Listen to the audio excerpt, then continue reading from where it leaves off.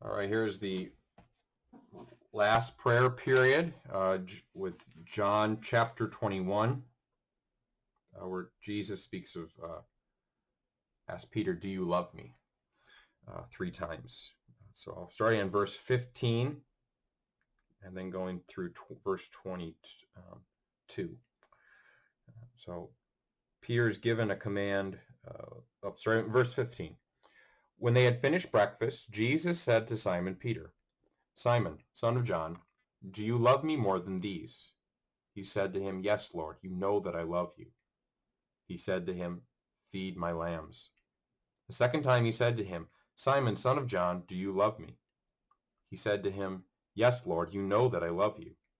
He said to him, Feed my sheep. He said to him the third time, Simon, son of John, do you love me? Peter was grieved because he said to him the third time, Do you love me?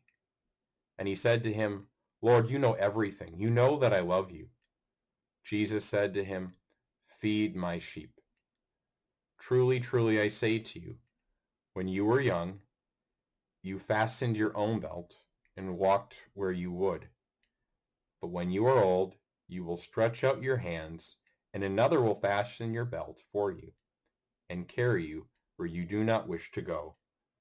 This he said to show by what death he was to glorify God. And after he had said this, after this, he said to him, Follow me. So there we are. I'll do the next couple verses in a moment. Just take a kind of break, just the section here where Jesus says to Peter, Simon Peter, 3 times, do you love me? Now we don't pick it up in the English, but actually there's 2 different Greek words that are being used. Jesus is saying to Peter, do you agape love me, which is, do you have sacrificial love for me? Are you willing to die for me? Lay down your life for me? And Peter responds, yeah, I have friendship love, filio love. And Jesus says, okay, feed my lambs. Second time he says it again. Do you love me with sacrificial love, Peter? Yeah, I love you Jesus. I love you as a friend. Yes, I love you as a friend. Tend my sheep. See this, and then he says to him a third time, Simon Peter, do you love me? Now this third time, Jesus says, do you love me as a friend? Now Peter's kind of frustrated. It says perhaps there's 2 different ways, because Peter's like, well, I've been saying now you're gonna, yeah, I love you as a friend. So this greed, like, Jesus, do you not really believe me?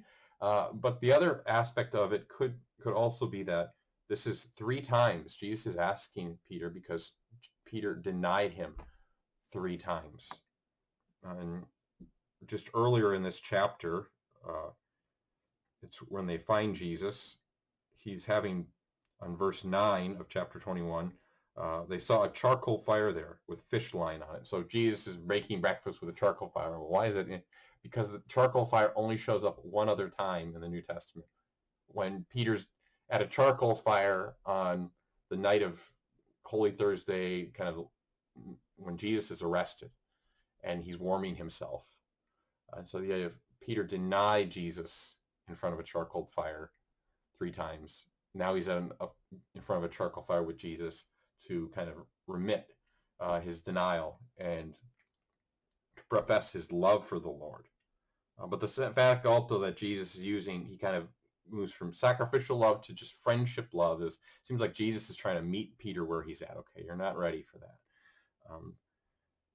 But he asks him, okay, but he's entrusting him to be kind of to feed his sheep. And this is seen very much as the handing on of the key, kind of authority of to be his be the principal shepherd. Well, after Jesus ascends, his second in command. The idea of a pope, which actually is Latin from Italian from papa, father. That's kind of where we get the word pope, but it derives from this aspect of Jesus hands it on to Simon Peter to be the first pope, and then that's actually handed on that office.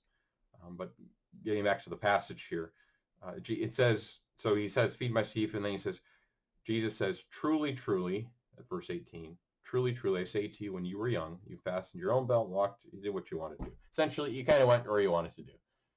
And then he says, when you're old, you'll stretch out your hands, and another will fasten your belts and carry you where you do not wish to go. He's going to stretch out his hands.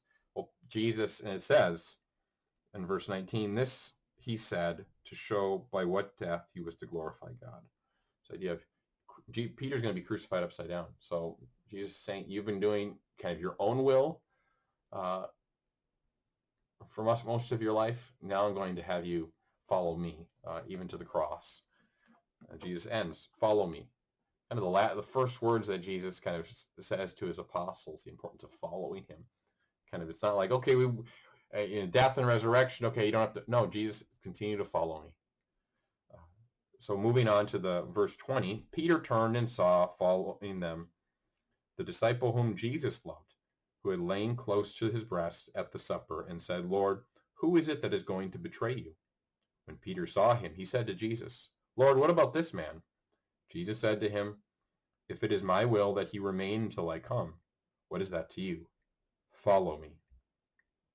So this other disciple, the beloved disciple, the disciple whom Jesus loved, kind of its best evidence and stuff points to it's John, the author of the human writer of the Gospel of John.